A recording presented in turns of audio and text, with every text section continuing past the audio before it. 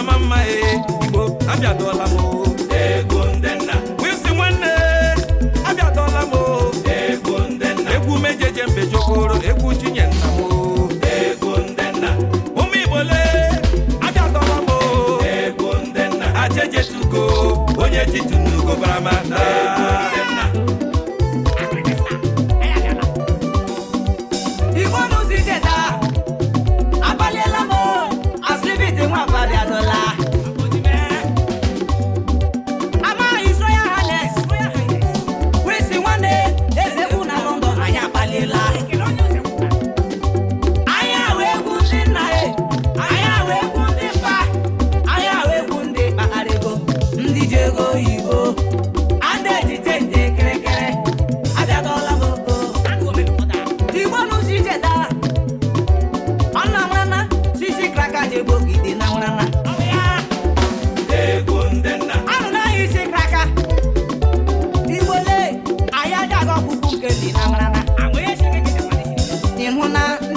Ndị kraka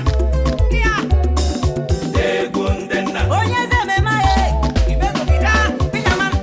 na-ederi ma ihe grogene egwu ndị nna ajeje meseta aja ka onye oge meseta egwu ndị nna ashimụbashi nachi oyo egwu ndị aja nna ka onye oge ashimawusu ekwumo egwu ndị nna ine ya wegwa anyị egwu ndị nna ya wegwa anyị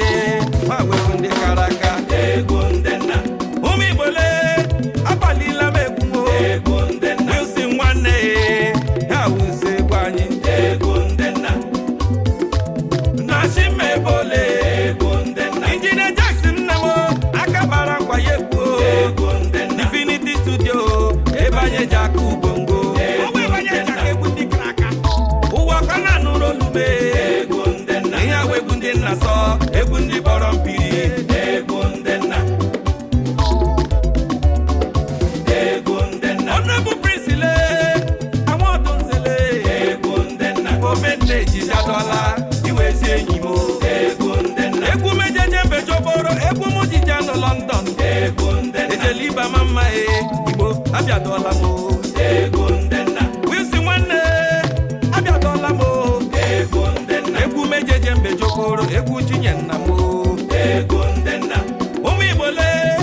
abịadola mo egwu ndị nna ajejetugo onye titunugo baramata